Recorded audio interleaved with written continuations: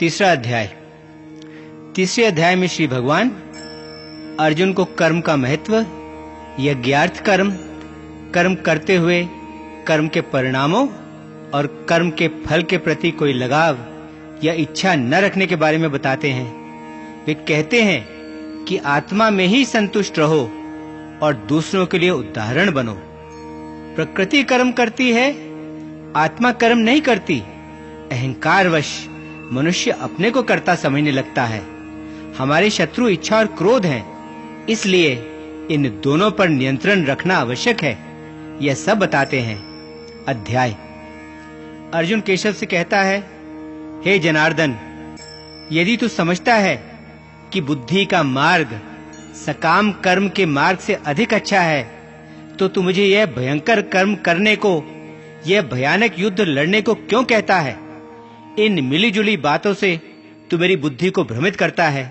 मुझे निश्चित करके वह एक बात ही बता जिसे करने से मेरी अधिक से अधिक भलाई हो।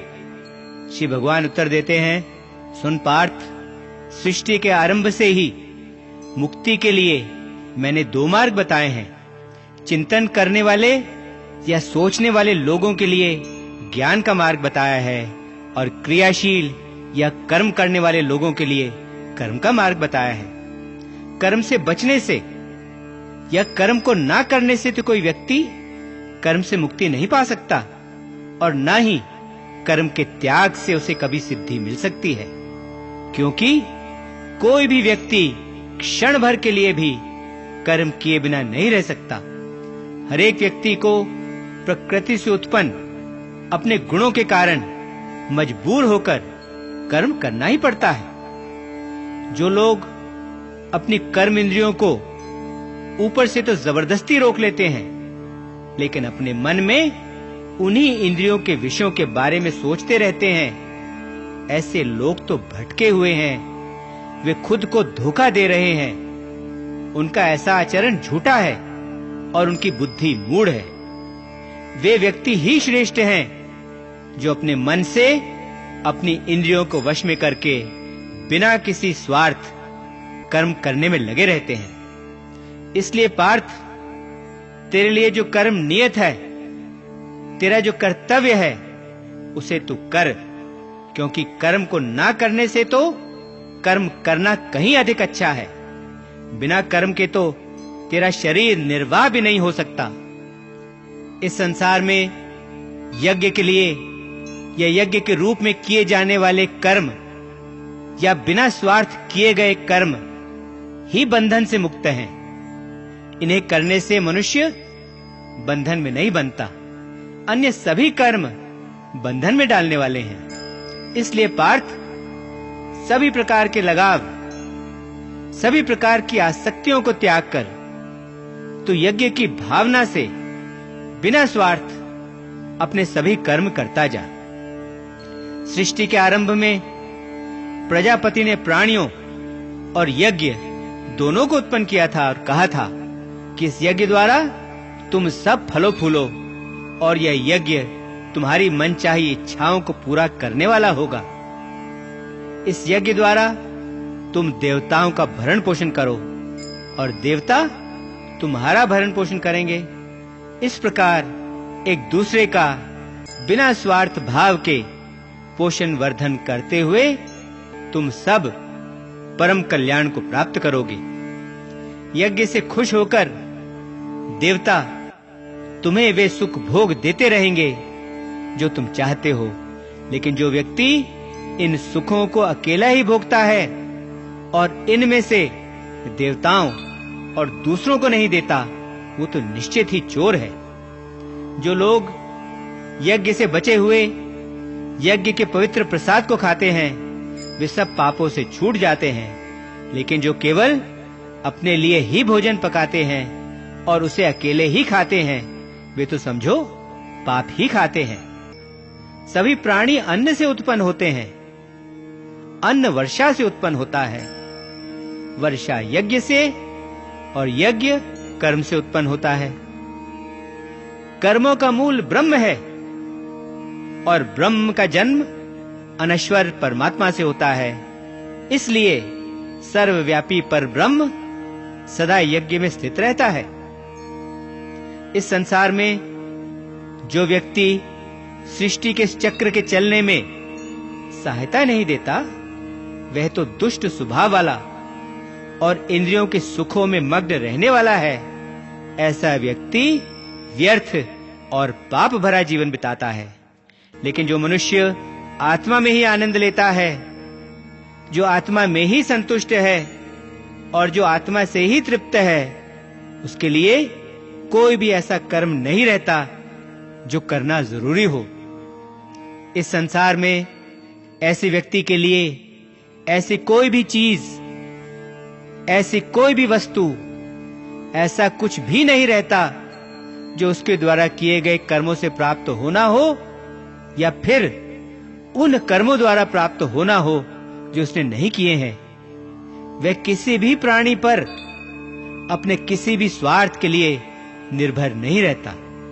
इसलिए पार्थ, तू हमेशा बिना लगाव, बिना आसक्ति के निस्वार्थ भाव से करने योग्य कर्म करता जा, क्योंकि बिना लगाव, बिना आसक्त होकर निस्वार्थ भाव से कर्म करता हुआ मनुष्य ही परमात्मा को प्राप्त करता है।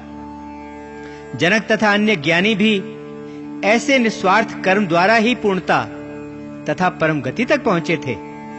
तुम्हें भी उन्हीं की तरह निस्वार्थ कर्म करना चाहिए, और वैसे भी जन कल्याण और संसार की व्यवस्था बनाए रखने के उद्देश्य से भी तुझे कर्म करना चाहिए। श्रेष्ठ लोग जैसा आचरण करते हैं, आम लोग भी वैसा ही करने लगते हैं। वे जैसा आदर्श पेश करते हैं, जन साधारण उसी का अनुसरण करते हैं। अब तो मुझे ही देख, तीनों लोकों में मेरे लिए कोई भी ऐसा कर्म नहीं है जो करना जरूरी हो, और ना ही ऐसी कोई वस्तु है जो मुझे प्राप्त ना हो या जो मुझे प्राप्त करनी हो। फिर भी मैं कर्म में लगा ही रहता हूं, क्योंकि यदि मैं सावधान होकर कर्म ना करूं और कर्म करना छोड़ दूं, तो चूंकि लोग सब प्रकार से मेरे ही मार्ग पर चलते हैं, वे सब भी मेरी देखा देखी कर्म करना छोड़ देंगे, और जब जन साधारण कर्म करना छोड़ देंगे तो संसार में अव्यवस्था और अराजकता फैल जाएगी। यह संसार नष्ट हो जाएगा और मैं समस्त प्रजा के विनाश का कारण बन जाऊंगा। ऐसा ना हो, इसलिए मैं भी सावधान होकर कर्म करने में सदा लगा ही रहता हूं।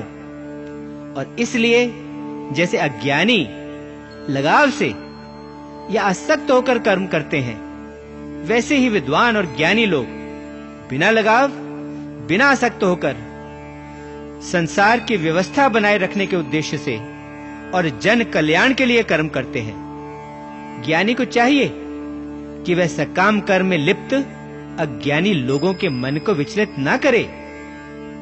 योग की भावना से कर्म करने वाले को चाहिए कि वह दूसरों को भी वैसे ही निष्काम कर्म के मार्ग में लगाए।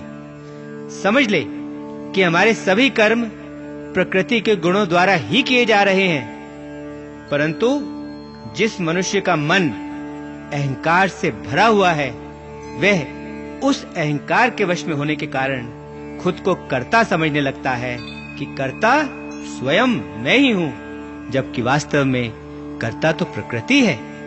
परंतु जो व्यक्ति प्रकृति के गुणों और उन गुणों के कार्य क्षेत्र के भेद के सत्य को समझ लेता है, और साथ में जो यह भी समझ लेता है कि प्रकृति के गुण ही अपने अपने कार्य क्षेत्र में कर्म करते रहते हैं, गुण इंद्रियों के रूप में उन इंद्रियों के विषयों में ही कर्म करते रहते हैं, तब यह जानकर वह आसक्त नहीं होता।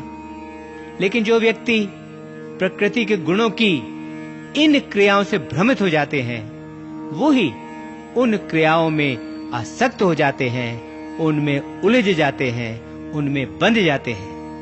सच्चे और पूर्ण ज्ञान को जानने वाले व्यक्ति को उन मूढ़ और अज्ञानी व्यक्तियों के मन को विचलित नहीं करना चाहिए, जिनका ज्ञान अधूरा है और जो केवल थोड़ा सा ही जानते हैं। इसलिए पार्थ, अपने सभी कर्मों को पूरी तरह मुझे अर्पण करके, अपनी चेतना को आत्मा में स्थिर करके, अपनी सभी इच्छाओं को और अपने अहंकार को भी मिटा दे और अपने इस मानसिक बुखार, इस संकोच को छोड़कर तू युद्ध कर। जो लोग पूरी श्रद्धा से और बिना दोष ढूंढे मेरे इस उपदेश का लगातार पालन करते हैं, वे कर्मों के सभी बंधनों से छूट जाते हैं। लेकिन जो लोग ईर्ष्या के कारण मेरे इस उपदेश का तिरस्कार करते हैं, जो इसमें मीन मेख निकालते हैं और इसका पालन नहीं करते, वे लोग वास्तव में संपूर्ण ज्ञान के प्रति मूढ़ हैं और वे नष्ट होकर रहेंगे। ज्ञानी समेत सभी प्राणी अपने अपनी प्रकृति, अपने अपने स्वभाव के अनुसार ही आचरण करते हैं। इससे कोई नहीं बच सकता। प्रकृति को रोकना, उसे जबरदस्ती बदलने की कोशिश करने से कोई फायदा नहीं होने वाला। ऐसा करना व्यर्थ है।